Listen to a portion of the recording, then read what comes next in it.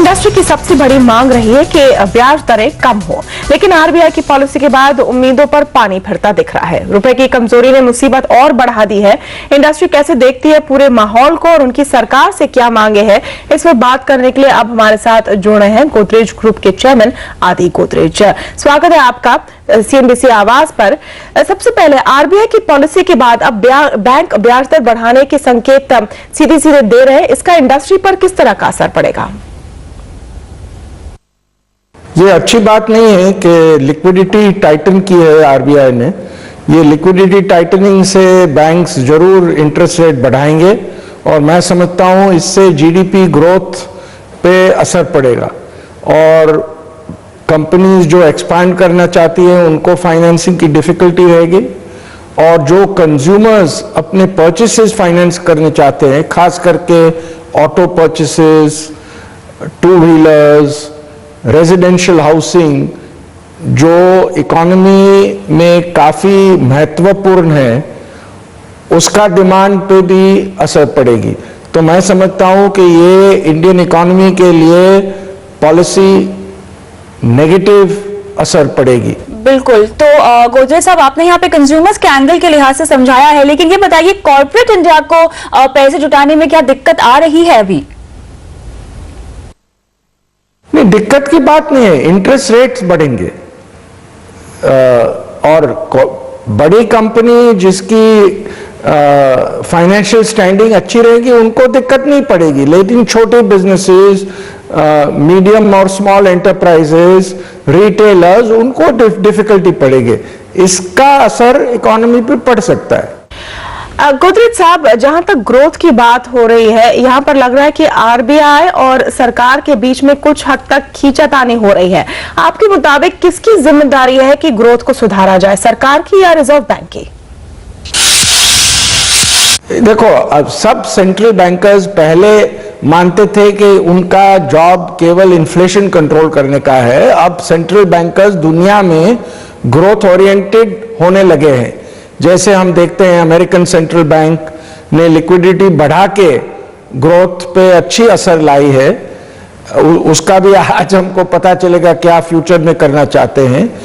लेकिन मैं समझता हूं कि सेंट्रल बैंकर्स को ग्रोथ ओरिएंटेशन पे ध्यान ज्यादा देना चाहिए, क्योंकि दुनिया में ग्रोथ कम हो रही है, खास करके अपने देश में। बिल्कुल। गोदरेज साहब, यहाँ पर आरबीआई की जो पॉलिसी है अब की बार बहुत ही रुपी फोकस थी, लेकिन उसका इफेक्ट कम, साइड इफेक्ट ज्यादा दिखाई दे रहा है, रुपया कमजोर हो रहा है। आपसे ये समझना चाहेंगे रुपए की कमजोरी अब थमेगी कैसे?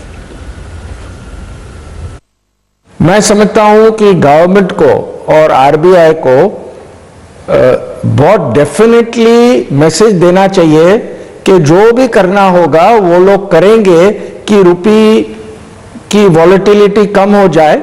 और मैं समझता हूं कि ये रुपये की डिप्रिसिएशन बहुत हो गई है। सारे डेवलपिंग कंट्रीज में देखो तो रुपये का डिप्रिसिएशन सबसे ज्यादा हुआ है। और मैं समझता हूं कि जो 57 का रेट पे ध्यान दे गवर्नमेंट और आरबीआई कि उस 57 का रेट से रुपये डिप्रिशिएट ना होना चाहिए तो बहुत अच्छा रहेगा। आज तो 61 पे पहुंच गया है रुपये, और मैं समझता हूं कि जीडीपी ग्रोथ पे बहुत नेगेटिव असर आएगी ये रुपये की डिप्रिसिएशन से।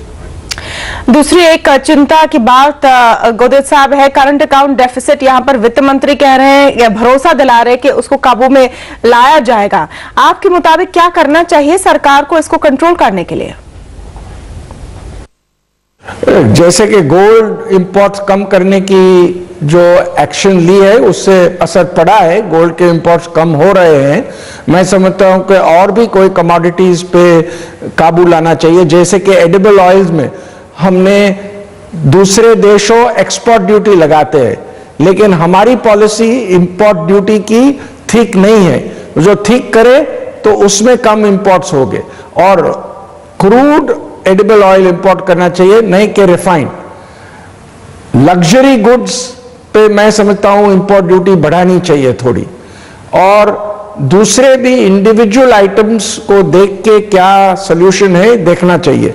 जैसे कि कोल इंपोर्ट्स बहुत हो रहा है, कोल की इंपोर्ट्स हम कम कर सकते हैं, कोल माइनिंग इंडिया में बढ़ा सकते हैं, एग्जिस्टिंग माइंस का आउटपुट शॉर्ट टर्म में बढ़ाना चाहिए और लॉन्ग टर्म के लिए प्राइवेटाइज करना चाहिए कोल सेक्टर। बिल्कुल गोदरेज जी, यहाँ पर अगर हम इन्वेस्टमेंट सिनेरियो की बात करें, सेंटिमेंट की बात करें, तो निवेश के लिए माहौल काफी कमजोर है।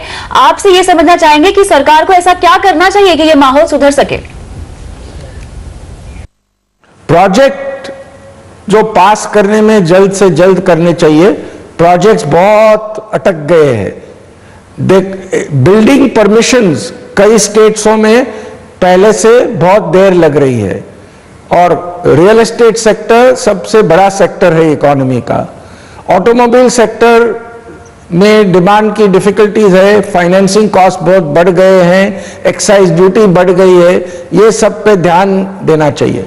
अब भी जो देखो, जो भी बिजनेसेस है जिसका गवर्नमेंट से इंटरेक्शन कम है, जैसे कि आईटी अच्छी तरह चल रही है, हमारा तो एफएमसीजी बिजनेस भी अच्छी तरह बढ़ रहा है, क्योंकि गवर्नमेंट का परमिशन उसमें देने की जरूरत नहीं है। और दूसरा, एक लेवरेजिंग करना चाहिए। इस साल मॉनसून अच्छा लग रहा है, एग्रीकल्चर प्रोडक्शन बढ़ सकता है, एग्रीकल्चर की लॉजिस्टिक्स इंप्रूव करनी चाहिए। हमारी एक कंपनी है गोदरेज एग्रोवेट, उसको हम देख रहे हैं कि अच्छे मॉनसून के कारण उसका परफॉर्मेंस भी बहुत अच्छी तरह बढ़ रहा है। जी शुक्रिया हमसे बात करने के लिए गोदरेज साहब। यहाँ पर बहुत ही महत्वपूर्ण बात कहते हुए कि एक मौका है, अच्छे मॉनसून के कारण सरकार कई सारी चीजें करके ग्रोथ को संभाल पा सकती है, मौका है इस वक्त। यहाँ पर एक ब्रेक लेंगे। आगे कमोडिटी ट्रांजैक्शन टैक्स लगने से कमोडिटी एक्सचेंजों का कारोबार बेहद कम हुआ। और तेलंगाना पर ऐलान के बाद आंध्र प्रदेश में राजनीति हुई तेज। पूरी खबर देखिए इस ब्रेक के बाद।